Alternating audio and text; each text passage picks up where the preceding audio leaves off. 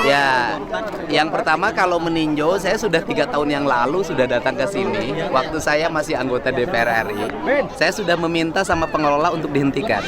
Karena saya waktu itu sudah punya feeling, ini memiliki resiko tinggi dan cara kerjanya tidak memenuhi standar keamanan sebagai pengelola tambang. Jadi 3 tahun yang lalu sudah saya ingatkan. Kemudian pemerintah Provinsi Jawa Barat memang pada tahun ini mengevaluasi melakukan moratorium terhadap seluruh perizinan penambangan.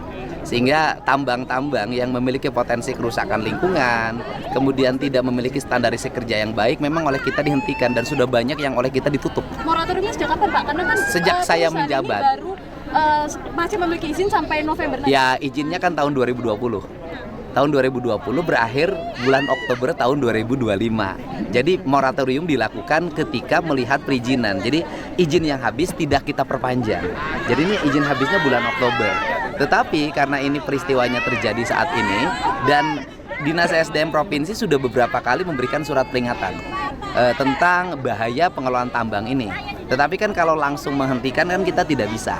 Nah untuk itu maka tadi malam kami sudah mengeluarkan sanksi administratif dalam bentuk penghentian izin, pencabutan izin dari tambang ini. Ini kan dikelola oleh Koperasi Pondok Pesantren.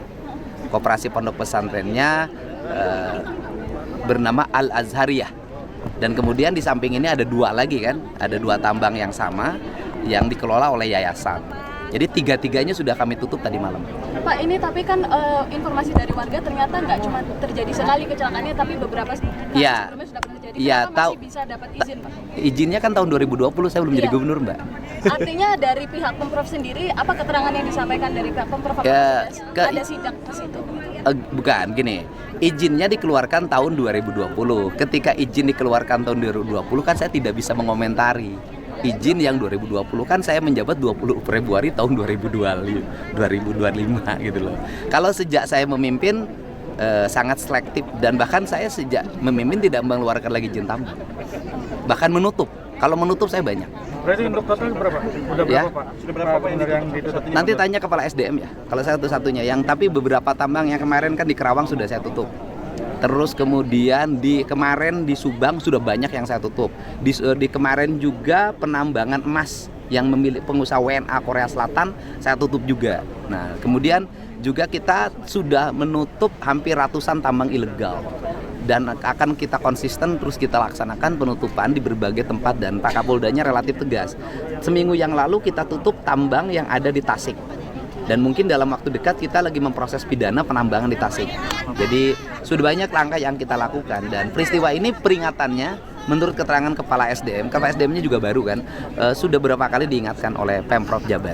Kang, sedikit Kang, ini kan korban mungkin saja ini kepala keluarga. Ya. Banyak keluarga yang terdampak. Oke. Ini bagaimana dari Pemprov? Yang pertama bahwa korban ini bukan hanya pegawai, tetapi ada pedagang asongan kayak barusan punya anak 3. Terus kemudian juga ada mungkin sopir, mungkin kernet. Maka keluarga-keluarga yang ditinggalkan karena peristiwa musibah ini kami menanggung biaya hidup untuk anak-anak. Kemudian juga kami sudah menyiapkan santunan untuk keluarganya. Tetapi juga saya meminta pada pengelola tambang untuk segera melakukan langkah-langkah penanganan sosial terhadap mereka yang jadi korban. Kan nambang di sini untungnya sudah banyak. Kan harus ada sikap untuk memberikan bantuan dan tanggung jawab terhadap korban. Kang, bagaimana prosedur penanganan atau seperti apa untuk? Kalau saya sih mengatakan, karena saya 3 tahun yang lalu sudah ke sini, tambang ini tidak memenuhi syarat sebagai pengelola tambang. Karena 3 tahun yang lalu saya sudah datang ke sini dan saya sudah menyatakan waktu itu tambang ini mohon ditutup. Karena masih berjalan Pak tetap. Saya kan waktu itu belum jadi apa-apa Pak. Gitu loh. Terkait air, terkait sungai yang tercemar ini gimana Pak? Ya coba limbah itu. Ya begini, kan aspek pidananya nanti biar Polda yang mendalami. Pidananya selain dilanggarnya standarisasi K3, juga misalnya aspek pencemaran. Kemudian kan ini Yayasan Kopontren. Benarkah Yayasan Kopontren ini benar-benar digunakan untuk kepentingan pondok pesantren atau tidak?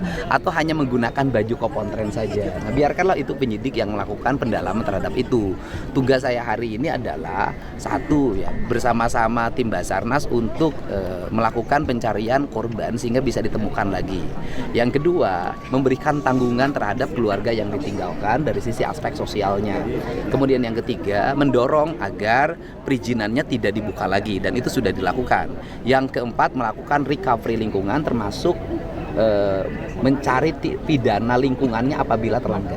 Kang, artinya ini setelah adanya kejadian ini seluruh aktivitas tambang di Gunung Kuda akan ditutup? Semuanya sudah tadi malam sudah ditutup. Berarti Dan permanen tidak atau akan gimana? ada lagi? Ya, Tidak permanen. akan saya buka lagi. Berarti permanen? Ya sudah, tidak akan saya buka lagi. Pak Gup, untuk terkait pemulihan kondisi sungai yang akhirnya menyebabkan para petani harus Ya itu akan kita recovery ya, karena kan PR kita terhadap kerusakan lingkungan di Jawa Barat banyak, dan tindakan kita ini kan kadang-kadang berhadapan dengan masyarakat itu sendiri yang menginginkan tambang itu ada. Tetapi bagi saya hari ini saya lebih memilih konservasi, pengelolaan lingkungan, penyelamatan lingkungan daripada sekedar ekonomi.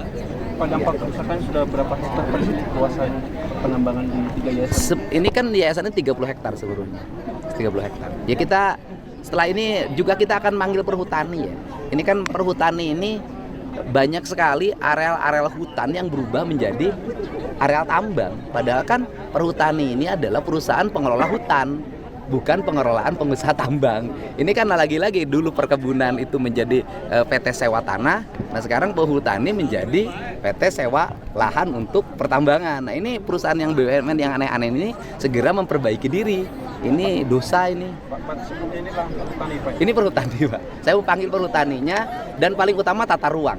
Saya minta Pemda Kabupaten Cirebon untuk segera melakukan perubahan tata ruang. Dikembalikan kembali tata ruang ini menjadi kawasan hijau, bukan kawasan pertambangan. Kang, Akang selama ini fokus dengan alam dan lingkungan. Iya. Apakah nantinya juga tidak hanya tempat ini yang akan ditindak, tapi juga tempat-tempat lain? Saya kan sudah sampaikan, sudah berapa ratus di Jawa Barat tambangnya yang saya tutup, dan saya akan konsisten pada sikap itu, termasuk kebijakan saya misalnya kebijakan pembangunan berbasis bambu. Itu kan sesungguhnya saya lagi mengamankan Jawa Barat dari eksploitasi sumber daya alam. Pak Gup, pada tahun 2001 kan Pak Gup pernah mengungkapkan ini cocok untuk dijadikan lokasi wisata karena dianggap indah. Iya, waktu itu kan karena kan izinnya kan sampai 2025. Dari sisi aspek kewenangan kan saya tidak boleh mutus izin di tengah.